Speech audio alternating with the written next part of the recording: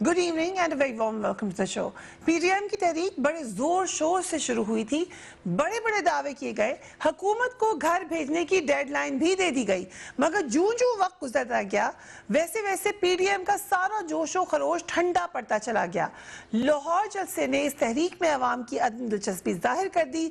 फिर peoples party ने ज़िमनी election और सेनेट इलेक्शन में हिस्सा लेने का ऐलान करके मरियम नवाज और मौलाना फजल रहमान की सारी उम्मीदों पर पानी फेर दिया। इसके बाद हमने देखा कि बिलावल भुट्टो पीडीएम से कुछ दूर होते चले गए, ऑपोजिशन के जलसे अलग अलग होने लगे। कल इलेक्शन कमीशन के सामने एहतजाज हुआ, एहतजाज हो रहा था, मगर ऐन उसी वक्त बिलावल भुट्टो इस अहम मौके पर भी मौजूद नहीं थे। सितम ज़रीफ़ी तो ये है कि एक जानिब पीटीएम इलेक्शन कमीशन के खिलाफ एहतजाज कर रही थी, तो दूसरी तरफ बिलावल भुट्टो उसी इलेक्शन कमीशन के ज़ेर साया होने वाले उमरकोट के ज़िमनी इलेक्शन की कामयाबी का जश्न मना रहे थे। मुस्लिम लीग नून के हल्के बार बार दावा करते थे कि मरियम नवाज निहायत मकबूल लीडर हैं, अवाम उनकी जानिब खिंचे चले आते हैं, क्राउड पुलर है, मगर लाहौर जलसे और कल के एहतजाज ने वाजे कर दिया है कि फिलहाल ऐसा नहीं है। कल इलेक्शन कमीशन के सामने होने वाले एहतजाज में बमुश्किल 2000 अफराद भी दिखाई नहीं दे रहे। पीडीएम की 11 जमातें कर भी अवाम को इकट्ठा नहीं कर सकी। एक नज़र हम आपको इस एहतजाज की ड्रोन फुटेज पर दिखाते हैं। अगर आपको ये नज़र आ रहा है अपनी स्क्रीन पर तो आप देख सकते हैं, और ये उस वक्त ये जिस वक्त एहतजाज हो रहा है उस वक्त ये ड्रोन फुटेज है, और एक अंदाज़ा लगाने के लिए कि कितने लोग मौजूद हैं। या मैं आपको ये बात ही बताती चलूँ जो मैंने पहले भी आपको बताई थी कि पीएमएलएन की जो लीडरशिप है, यहाँ पर लोकल लीडरशिप है, उन्होंने बता दिया था मरियम नवाज को कि हम इस्लामाबाद में ज़्यादा जमघटा करना भी नहीं चाहते हैं। ऑन प्रिंसिपल उन्होंने कहा था कि रेड जोन एरिया में हम ज़्यादा लोग नहीं लेके जाएंगे। जो मशवरा हुआ था उसमें ये बात तय हुई थी, ये कहा था कि पिंडी में हम एक बिग शो करेंगे। अब वो बिग शो उस तरीके का जो मरियम नवाज चाह रही थी वो क्यों नहीं हो सका, ये तो उनकी लोकल लीडरशिप भी बताएगी। मगर वज़ीर दाखिला शेख रशीद ने कल के एहतजाज को मुकम्मल तौर पर नाकाम करार दिया और अपोजिशन पर खूब तंज के तीर भी बरसाए। Let's watch the NTA minister. सारे साफियों ने देखा कि बसें और गाड़ियां और वैगनें बहुत थी, डीएसएनजी बहुत थी, लीडर बड़े थे, झंडे बड़े थे, कारकुन नहीं थे। कारकुन ने कहा अस्सलाम वालेकुम है जनाब, इमरान खान ने आपको इजाजत दी है तो आप रेड जोन में आ जाएं। और ये इमरान खान का दुरुस्त फैसला था और मेरी तरफ से भी यही राय थी कि एक दफा इनको खुल के खेलने का मौका दिया जाए। अगर आप इसी तरह का मुजाहरा करें तो हमें लॉन्ग मार्च का भी जल्दी कर लें। आप कम मुकाओ, माल मुकाना है तो घर भी जाना है। शर्मिला फारूकी साहबा, thank you so much for joining us. कल का जो शो था पहले लाहौर में नजर आया कि अगर कराची से कंपेयर करें तो वैसा पावरफुल शो नहीं था जो कराची में हुआ, या फिर बाद में 27 दिसंबर को पीपल्स पार्टी ने ऑर्गेनाइज कराया। फिर दोबारा इस्लामाबाद में लोगों को जो एक्सपेक्टेशन थी वो पूरी नहीं हो सकी, क्या वजह है इसकी?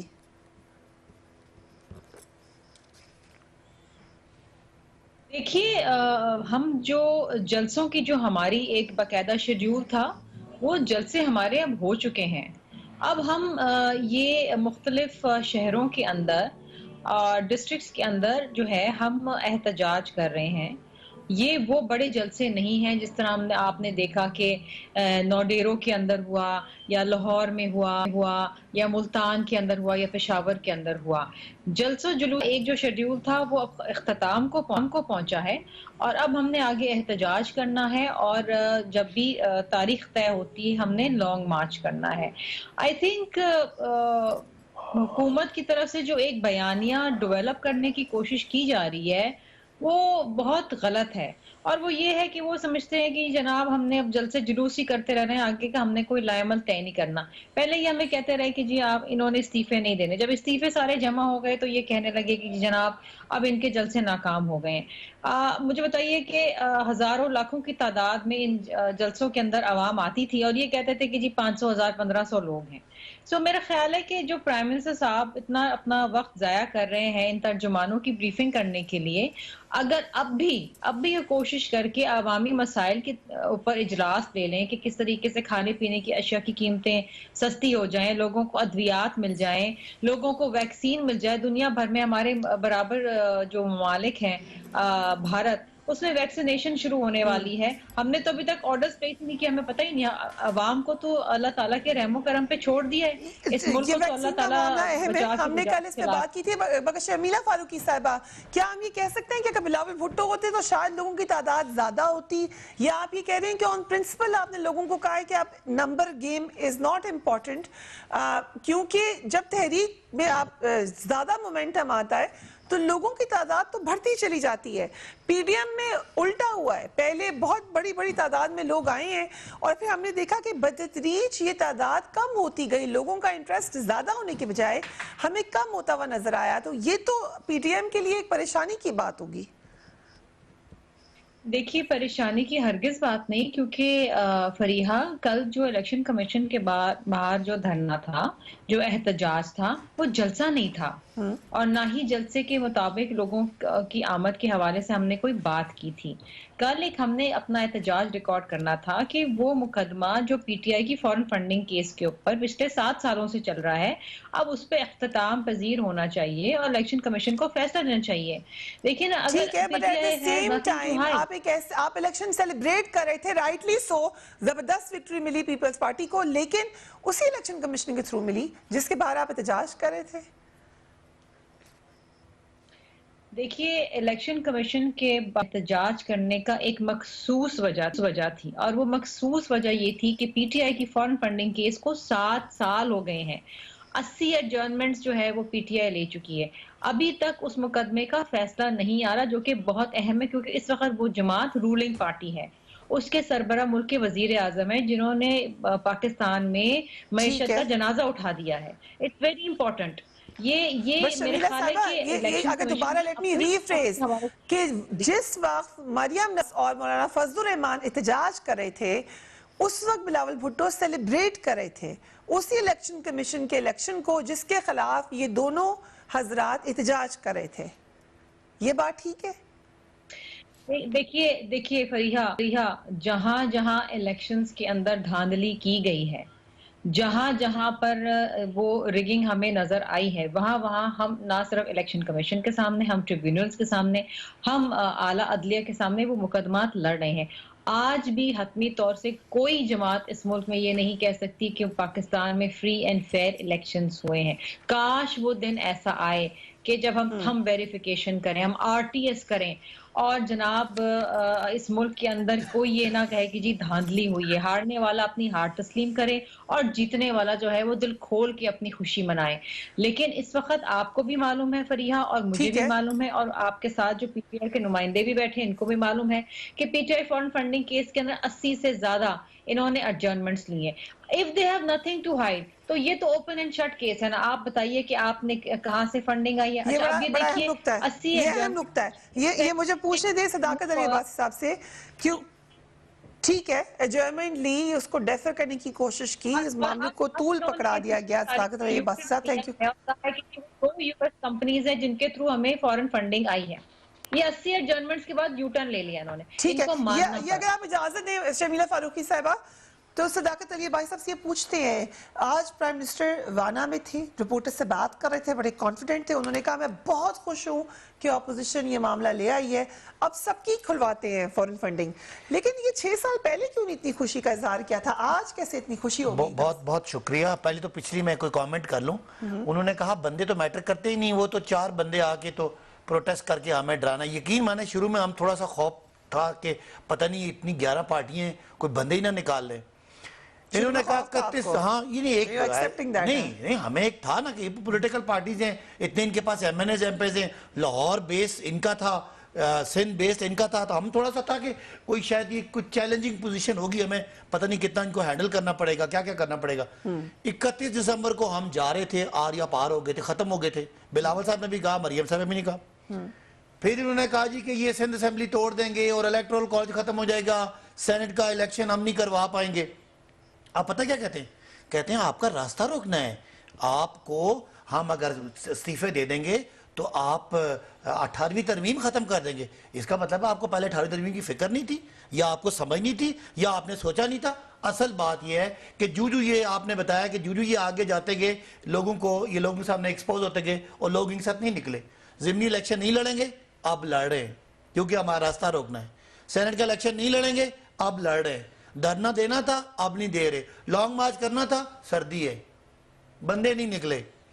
ये तो हो गया इनकी कहानी। इस वजह से तो जो confident कल था का मिस्टर। इनका आखिरी लेकिन प्रोग्राम इतना हुआ confidence पहले इलेक्शन दिखाते हैं। कमीशन के सामने, आखिरी तो हमें नहीं, जो अभी और थोड़ी program। बहुत जो कोई थोड़ी बहुत कोई हमें शायद डिस्कशन थी ना, अब हम कहते हैं इनको छोड़े लगे रहे, ये आपस में एक दूसरे मुखलिस नहीं है। अब आगे ये फॉरेन फंडिंग नहीं है, ये ममनुआ फंडिंग का मामला है। मरियम साहब ने कल कहा कि पता नहीं वो इसराइल और वो, तो ये इजराइल एंड इंडिया से फंडिंग आ रही है। सवाल आपका है कि अगर ये 2014 में हम फंडिंग ले रहे थे तो आप क्या कर रहे थे? ये तो आपकी जिम्मेदारी थी, आपकी हुकूमत थी।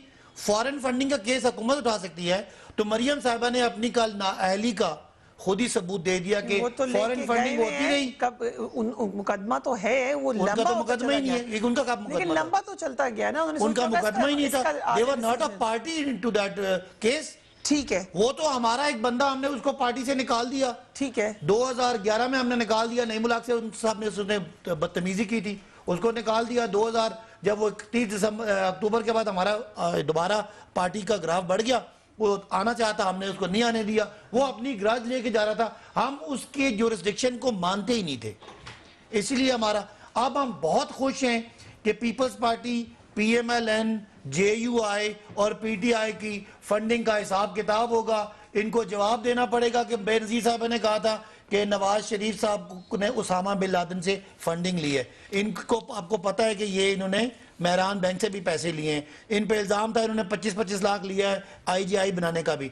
हम बड़ा ओपन है जनाब, 40,000 पाकिस्तान, आपको पता है पूरी दुनिया में PTI के चैप्टर्स हैं जो पैसे भेजते हैं। 40,000 लोगों का नाइकॉप्स, उनके शनाख्ती कार्ड नंबर, उनका बैंक ट्रांजैक्शन हमने जमा कराई है। ये 4,000 का दे जाए ना, होना क्या है?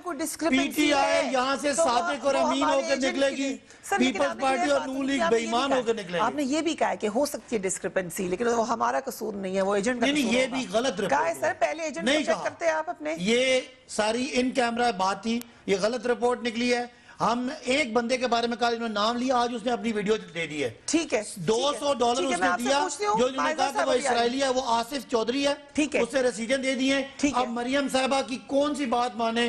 कल ये हमें इसराइल के अरबों रुपए और इंडिया के अरबों रुपए की बात करे थी, आज वो 200 जिस बंदे का नाम लिया कंपनी का, उसका $200 है और वो बंदा हाजिर है। और उसके बाद ये सारी बातों का जवाब दें, आर या पार नहीं हुआ, इस्तीफे नहीं हुए, जिमनी इलेक्शन हो रहा है, सेनेट का इलेक्शन हो रहा है, तो ये तो क्या है? ओके, अब मायजा हमीद साहब अभी हमारे साथ मौजूद हैं। कल मरीम नवाज ने जिस फंडिंग की आप पूछेंगे मायजा हमीद साहब से, और फॉरेन फंडिंग के हवाले से किस पार्टी के कहां पर मामलात किस जगह खड़े हैं, ये आप सबको बताएंगे, लेकिन आफ्टर ब्रेक।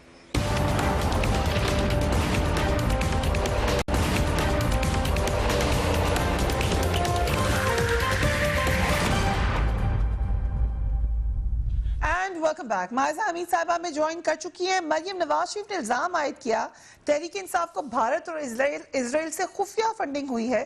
दोनों ममालिक से पैसा हुंडी के जरिए इमरान खान के मुलाजमों के अकाउंट्स में आया।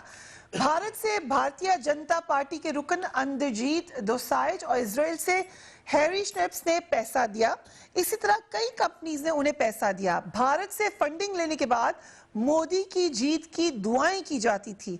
उन्होंने ये भी इल्जाम आयद किया प्राइम मिनिस्टर पाकिस्तान पर कि 23 बैंक अकाउंट्स उनके दस्तखतों से चल रहे थे। इनके सबूत है इन इल्जामात के आपके पास? फरिया, जो इनके मुद्दई हैं उनके पास सारे सबूत हैं। अकबर एस बाबर साहब, बिस्मिल्लाहिर्रहमानिर्रहीम, सॉरी फॉर बीइंग लेट, लेकिन एस बाबर की इंफॉर्मेशन ये जो आप कह रही हैं, नहीं, अकबर एस बाबर ने ये चीजें पब्लिक भी की हैं कि बहुत से ऐसे इश्यूज हैं जो हमें बताए नहीं जा रहे बाय इलेक्शन कमीशन। और ये आपको पता है ना कि 6 साल से केस चल रहा है। 6 साल में जो है इसकी एक डिटेल्स जो है वो अकबर एस बाबर साहब ने प्रोवाइड की हैं। इलेक्शन कमीशन ने कोई इसकी स्क्रूटनी 2-3 कमेटीज बनाई हैं और उनको कोई एक की 17 हियरिंग्स हुई हैं, एक की 18 हियरिंग्स हुई हैं। But the case in point right now is के वो हर ये जो पेशी पे पेशी होती जा रही है और ये केस डिले पे डिले होता जा रहा है। अब हमारी रिजर्वेशन ये है कि अगर आपके पास बात कोई चीज छुपाने के लिए नहीं है, अगर आपकी फॉरेन फंडिंग नहीं हुई या ममनुआ फंडिंग नहीं हुई तो फिर 6 साल तक ये केस लटकाया क्यों जा रहा है। दूसरी बात ये है कि देखिए जी, 2-3 दिन पहले जी सैफुल्लाह नियाज़ी साहब नामी बंदे हैं, वो इलेक्शन कमीशन गए कन्वीनियंटली, और वो क्यों गए ये भी हम पूछना चाहेंगे पीटीआई से कि, और तीसरी बात ये है कि इलेक्शन कमीशन ने कोट अनकोट कहा है कि हम पे प्रेशर डाला जा रहा है कि हम किसी किस्म की इंफॉर्मेशन रिवील ना करें। और as per Akbar S Babar उन्होंने ये भी कहा है कि जो इमरान खान साहब के बेनोई हैं वो इलेक्शन से पहले जो 2013 के इलेक्शन है उससे पहले आए हैं, मेरे पास आए थे, उन्होंने मुझे कहा था कि ये इस केस को छोड़ दो क्योंकि इलेक्शन का टाइम है, हम इस किस्म का नैरेटिव अफोर्ड नहीं कर सकते। ये तो अकबर एस बाबर की तमाम देखिए ये बातें नहीं जी, आप इसको जब रिलेट कर रहे हैं तो आपको लगता है कि अकबर एस बाबर बिल्कुल ठीक कह रहे हैं इस मामले में? देखिए मैं इसलिए हम लोग इसलिए ये समझते हैं कि ये चीजें जो हैं ये ठीक हैं, बिकॉज पहली बात ये कि केस को डिले नहीं करना चाहिए था ना। इन्होंने जो कोर्ट से स्टे लिया उससे शो होता है कि कोई चीज छुपा रहे हैं। दूसरी बात यह है कि आप पेशी पे पेशी ले रहे हैं, इसका मतलब है आप कुछ चीज छुपा रहे हैं। अगर आपके पास सारा कुछ है सामने तो आप सामने लेके आए, और हम इस केस को इसलिए परस्यू कर रहे हैं क्योंकि ये अब एक हुकूमती पार्टी है, और ये जो अगर और जो ओपन करते हैं, देखिए वो अब तो प्राइम मिनिस्टर साहब ओपन करें या ना करें ये बात तो जो है फॉरेन फंडिंग की, ये उन्होंने अगर वो कह रहे हैं कि मैं एजेंट्स के को नहीं जानता तो दैट इटसेल्फ एक एडमिशन है गिल्ट का। और मैं सिर्फ एक और सिर्फ एक चीज मैं ऐड करना चाहूंगी कि हम इस चीज को क्यों परस्यू कर रहे हैं, क्योंकि ये एक कौमी सलामती का भी मामला है, क्योंकि अगर आपकी फंडिंग फॉरेन फंडिंग होती है तो पॉलिसी जो फॉरेन पॉलिसी है वो भी डिक्टेट होती है। ठीक है, इजराइल और इंडिया से आप लोग फंडिंग ले रहे हैं, ये इल्जाम लगा दिया, नाम भी दे दिया अब सारी जगह से सारे मैच हारने के बाद ना अब हमें वो काफिर और गैर मुस्लिम और पता नहीं यहूदी करार नहीं फरिया, तो अगर हमें गद्दार कहा जा सकता है क्योंकि हम पीडीएम की मूवमेंट चला रहे हैं, तो आप कहें कि जो है हम आपको ये ना कहें कि बदले में ले रहे हैं या हम बदले में नहीं, हम ये कह रहे हैं कि अगर आपने भी कहा कि अगर आपकी फॉरेन आज खान साहब ने कहा एक दोस्त मुल्क से अगर मैं अपनी बात का जो कर लूं कि पीडीएम हमसे आर या पार करने के बाद, इस्तीफे देने के बाद, सब नाकामियों के बाद, ये उनकी इज़्तराबियत है, ये उनकी बौखलाहट है, ये उनकी डेस्परेशन है। अब वो हमें यहूदी और इंडियन साबित करने की तरफ लग पड़े हैं। जिस वो बैरी श्नैप के बारे में मरियम साहब ने कहा, वो जिस कंपनी का चेक था उसका ओनर आसिफ चौधरी पाकिस्तानी है, उसने $200 एक और $750 दोनों के चेक दिखा दिए। वो कहता है मुझे जहां बुला लें, ये अरबों रुपए मरियम साहब को पता नहीं कौन, $950 की वो उस किसी कंपनी का उसका चेक था जिसका ओनर आसिफ चौधरी है, जिस पे इन्होंने कल कहा कि वो नाम ले लिया, उसका तो जवाब आ गया। जिस और का नाम लेंगे जवाब आ जाएगा 40,000 दूसरे नाम ले। 40,000 राजिंदर सिंह दोसांझ है, वो कांग्रेस के मेंबर हैं, उनका भी बता दें साहब के। अच्छा, पीटीआई को क्यों फंड करेंगे कांग्रेस के मेंबर? सुने मेरी बात ना, मोदी साहब की दुआएं नहीं, ये सारे मेरी बात सुने ना। पहले तो जो आपने श्नैप का नाम लिया, वो बैरी श्नैप ने $900 दिया, अब इसराइल हमें $900 दे के हम खरीद लेगा और हम बिक जाएंगे। सोचने की बात है ना। पीटीआई जिसको अरबों रुपए की फंडिंग आती है अपने पाकिस्तानियों से, 40,000 पाकिस्तानी हमें बैरून मुल्क पाकिस्तानी बेचता है, तो ये कोई तुक नहीं बनती। ये सिर्फ आप समझ लें कि इनके पास इल्जाम लगाने को कुछ नहीं रहा, ये बिल्कुल फारिग हो चुके हैं। ये पीडीएम तबाह हो चुकी है। अब तबाही में ये मैं तो पीपल्स पार्टी पे हैरान हूँ कि सारी जिंदगी ये यहूदी काफिर का ना कहने का बातें करने के बाद आज वो भी मुस्लिम लीग नून के साथ। अगर मुझे इजाजत दें, इलेक्शन कमीशन के फॉरेन फंडिंग केस में मुस्लिम लीग नून और पीपल्स पार्टी से भी सवालात किए हैं शमीला फारूकी साहिबा। जो स्क्रूटनी कमेटी है, आप लोगों को एक सवालनामा भिजवाया है जो वो कह रही है जवाब उसका चाहिए। उन्होंने ये पूछा है कि ये जमात 2013 से 15 तक के सालाना अकाउंट स्टेटमेंट के अलावा क्या कोई और अकाउंट रखती है, नंबर 1। फिर उन्हें पूछा है कि क्या पीपल्स पार्टी का कोई गैर मुल्की अकाउंट है जिसमें पार्टी के लिए अतियात जमा किए जाते हो, क्योंकि इलेक्शन कमीशन के पास ऐसी कोई डिटेल्स नहीं है। और उन्होंने कहा 2014 से 2016 तक फंड देने वाले डोनर्स की लिस्ट फराहम कीजिए। ये लिस्ट कब तक फराहम कर देंगे आप लोग? फरीहा देखिए, एक बात मैं आपको साफ साफ बता दूं, जो सवालात इलेक्शन कमीशन हमसे पूछेगा उसके जवाबात हम फौरी तौर पे इसी हफ्ते हम जमा करा देंगे। हम इनकी तरह 80 एडजर्नमेंट से लेंगे। We have nothing to hide, हमारे हाथ साफ हैं। हम वो वाहिद जमात हैं इस वक्त पाकिस्तान के अंदर जिसके हर एक एक चीज डिक्लेयर्ड है। We have nothing to hide, इसमें कोई मतलब डिस्कशन की जरूरत ही नहीं। सो ये जो क्वेश्चन उन्होंने कहा कि और कौन कौन से अकाउंट्स है, आप कह रहे हैं ये अभी जमा कराना है, इसका जवाब? देखिए जो सवाल पूछे हैं ना, इसके जो जवाबात होंगे वो हम इस हफ्ते जमा करा देंगे इलेक्शन कमीशन के सामने।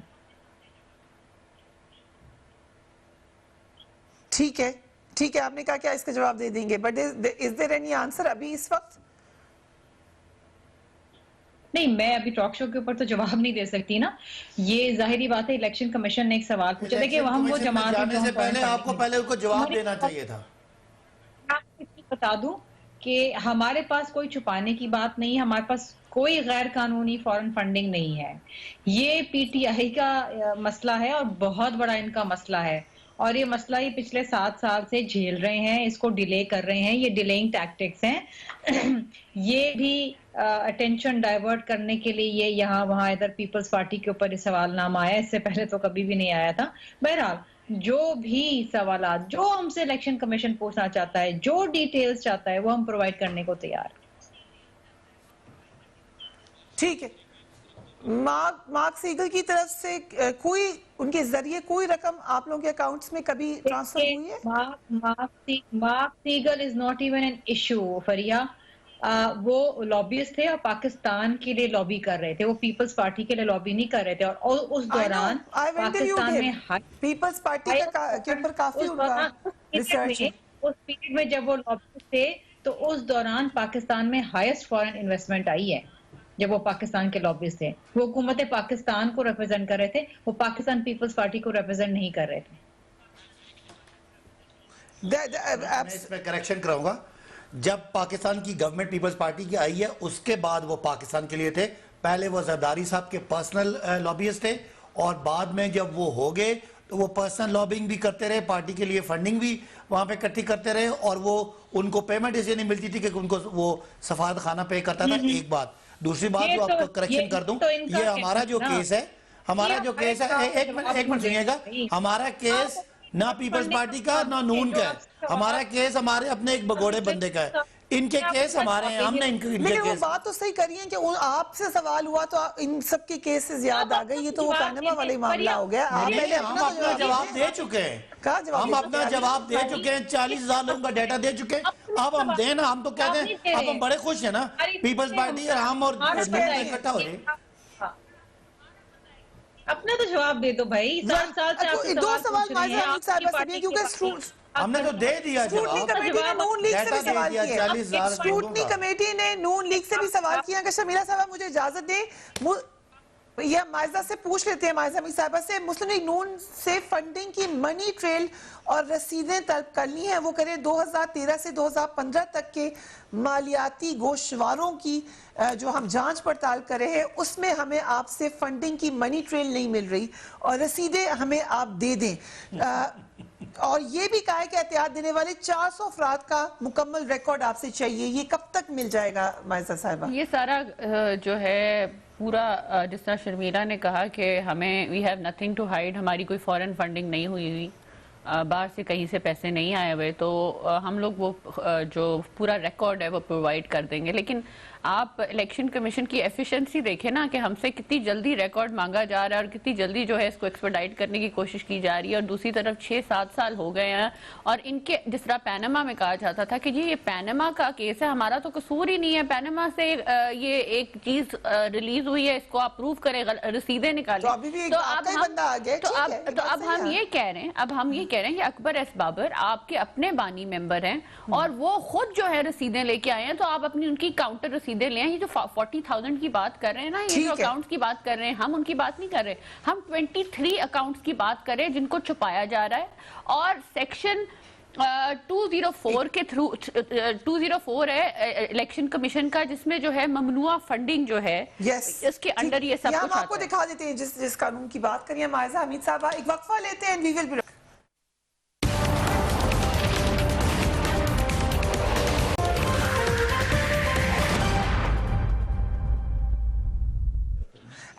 Welcome back. ममनुआ फंडिंग के बारे में बात हो रही थी। हम आपको कानून जो कहता है एक नगाह डाल देते हैं। इलेक्शन कमीशन एक्ट सन 2017 के सेक्शन 204 के सब सेक्शन 3 के तहत किसी भी सियासी जमात को बिल वास्ता या बिला वास्ता हासिल होने वाले फंड्स जो किसी गैर मुल्की हुकूमत, मल्टीनेशनल या प्राइवेट कंपनी या फर्द से हासिल किए गए हों, वो ममनुआ फंड्स के जिम्मे में आते हैं।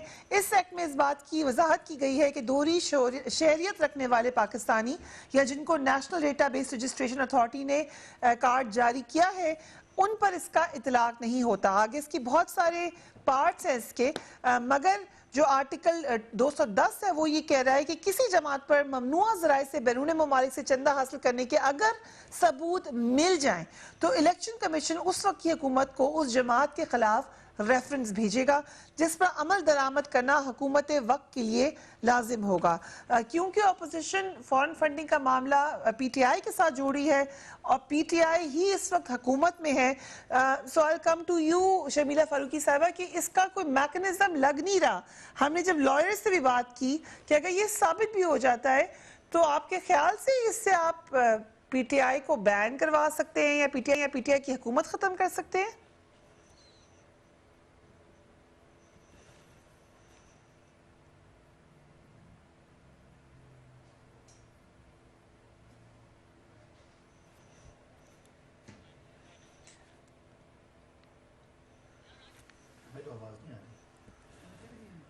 मुसलसल कौम को गुमराह कर रही है ये कहते हुए कि जनाब हम बड़े पाक साफ हैं, हमारा जमात जो है वो इंसाफ का दावा करते हैं, हम लोगों को इंसाफ देने आएंगे, हम लोगों को रोजगार देने आएंगे। लेकिन अगर वो खुद गैर कानूनी तौर से बाहर से फंडिंग दे रहा है और वो फंडिंग जो है आपकी ना सिर्फ माशी पॉलिसीज बल्कि खारजा पॉलिसीज को भी डिक्टेट कर रहा है, मुल्क में मईशत का जनाजा निकल गया है, मुल्क में कोई खारजा पॉलिसी नहीं है, तो ऐसी जमात का पाकिस्तान में सरबराही करना बहुत खतरनाक है, जो कि जिसके नताइज अब कौम के सामने आ चुके हैं। कोई ढकी छुपी बात नहीं है और मॉरली भी, इखलाकी तौर पे भी ये गलत है कि वो जमात जो गैर कानूनी फंडिंग लेती है उसे छुपाती है, उससे वो काम करती है जो गैर कानूनी है, वो लोगों के सामने एक्सपोज होनी चाहिए। ये इलेक्शन कमीशन का काम है। 7 साल गुजर गए हैं, कौम जवाब मांग रही है, ये पार्लियामान के अंदर आके बैठे हुए हैं। देखिए बहुत सारे इश्यूज इससे कोरिलेट हो सकते हैं और इस पे देखिए ना, एक चीज जो कौम से छुपी हुई है, जो ये छुपा रहे हैं, मुसलसल झूठ बोल रहे हैं और अपने बयानिया करने के लिए ये दूसरों पे इल्जाम, दूसरों को ये गद्दार कहते हैं, चोर कहते हैं, डाकू कहते हैं, डकैत कहते हैं, लेकिन ये अपने गिरबान में कल मरियम नवाज साहिबा ने अगर कहा है कि इजरायली और इंडियन फंडिंग आ रही है तो मरियम नवाज के वालिद को बिलावल भुट्टो मोदी का यार कह चुके हैं। सो ये एक सियासी बात होती है या कुछ शवाहिद होते हैं जब ये बात की जाती है? देखिए पीटीआई के दौर में तो कश्मीर जा चुका हमसे, ठीक है, ये तो तय, इन्होंने तो कश्मीर का सौदा कर दिया। हाँ, नवाज शरीफ साहब के टाइम के ऊपर एक जो स्टैंस, जो एक हार्ड कोर स्टैंस जो हमेशा से पाकिस्तान का कश्मीर के ऊपर रहा है, वो हमने नहीं देखा, वो मिसिंग था, वो बहुत हद तक था, लेकिन सौदा नहीं हुआ था, वो गद्दारी की बात नहीं थी। यहाँ पर गद्दारी की बात आ गई है पीटीआई के दौर में कि तो सौदा कर चुके, इन्होंने दे दिया कश्मीर, इन्होंने पाकिस्तान के ये हर असासे बेच दिए हैं और जो कुछ रहे कुछ रह गए, पीआईए का भट्टा बिठा दिया है। फ्रेंड्स हैं, they just like buddies। नहीं, देखें, दोस्ती अपनी जगह, दोस्ती यारी अपनी जगह, एक सॉफ्ट स्टैंड। मैं ये बात कह रही हूँ और मुझे ये बात कहने में कोई कबात नहीं, क्योंकि हम ये बात कहते रहे हैं कि एक सॉफ्ट स्टैंड था। शहीद जुल्फिकार अली भुट्टो के टाइम से लेके फिर पीपल्स पार्टी के जितने भी अदवार है, आपने देखा कि एक बहुत ही सख्त स्टैंड रहा है पाकिस्तान का कश्मीर की सेल्फ डिटर्मिनेशन के हवाले से, और उनका मुकदमा हमने हर फोरम के ऊपर लड़ा है। लेकिन इस दौर के अंदर आप देखिए कि इस दौर में तो तकलीफ होती है, दुख होता है कि ये कश्मीर का सौदा कर बैठे। सवाल मैं कर लूं?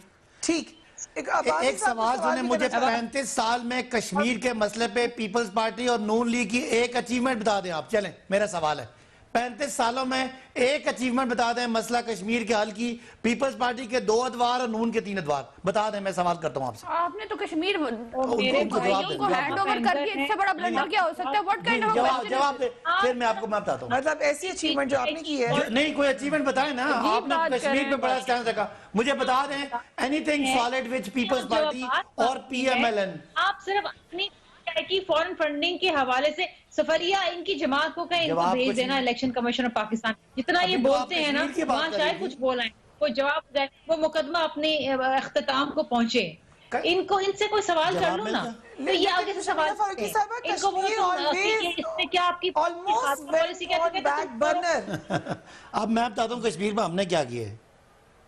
ठीक है, हम कश्मीर पे चले गए हैं, हम बात फंडिंग की कर रहे थे और उसके बाद हम आने से क्योंकि सिंध में बड़ी इंपॉर्टेंट डेवलपमेंट हुई है। वो फंडिंग कहाँ से आई है ये तो बताइए जरा, पूछे ना फिर आप इनसे तो पूछे। आप कैमरा में इसको क्यों करना चाहते हैं? बस मुझे ब्रेक पे जाने दें। व्हाट इज पहली बात मैंने शर्मिला साहब से पूछा था कि PDM की जो दौर है उसके 35 सालों में आप कश्मीर में जरदारी साहब का, मोहतरमा बेनजीर भुट्टो साहिबा का या नवाज शरीफ साहब की एक अचीवमेंट बताएं, और जवाब है नील। कश्मीर को एक मकामी इशू से एक इंटरनेशनल इशू बनाया। आप आज से 5 दिन पहले आपका जो हाउस ऑफ कॉमन है वहां की तकरीरें सुन लें, वो सारे लोग कश्मीर में बात तो करने लगे। आपने कश्मीर जो है इंडिया को हैंड ओवर कर दिया और आप बात करें हमारी अचीवमेंट की, और वो चाहे यूनाइटेड नेशन में हो, OIC में हो।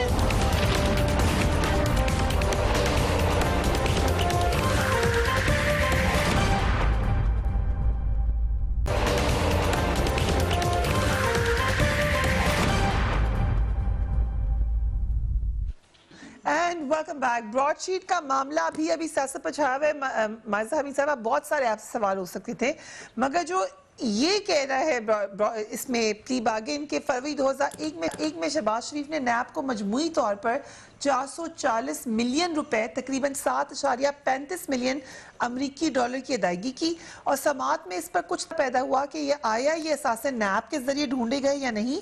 ARA मुआहदे के आर्टिकल 4 के तहत रिस्पोंडेंट का मौकफ था कि ये असासे अदालती जुर्माने थे, मगर शरीफ खानदान की पाकिस्तान वापसी के बाद उसके साथ साथ मुख्तलिफ अदायगियाँ भी की गई। हाई कोर्ट लाहौर के हुक्म पर असासे जो नैब के हवाले कर दिए गए थे वो उन्हें वापस कर दिए गए। ये आपके इल्म में है कि शहबाज शरीफ साहब ने पहले पैसा दिया था फिर उनको वापस मिल गया था? देखिए ये सारे इल्जामात हैं, जिस ये तो फैसले में लिखा है। देखिए मैं ये इल्जामात है सारे पैनामा पेपर्स की तरह जो है, ये जिस तरह GIT बनी, जिस तरह जो है व्हाट्सएप कॉल पे डिसीजन आए, ये सारी चीजें आपके सामने हैं। तो ब्रिटिश कोर्ट में भी व्हाट्सएप आया है? नहीं, वहाँ पे तो इन्होंने जो अपनी नाअहली दिखाई है वो PTI ने उसके बारे में बात करनी चाहिए।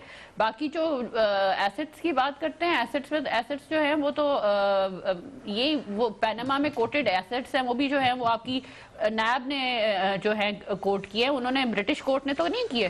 सो यू कैन नॉट से कि ब्रिटिश कोर्ट ने किए। फरिया कोर्ट आर्बिट्रेशन कोर्ट जो इनको समझाएं, सालसी कोर्ट थी, उसने सालसी किसी करनी थी ब्रॉडशीट के और पाकिस्तानी नैब के दरमियान। वो कहता है कि $100 मिलियन हमने नवाज शरीफ का पकड़ के इनको दिया।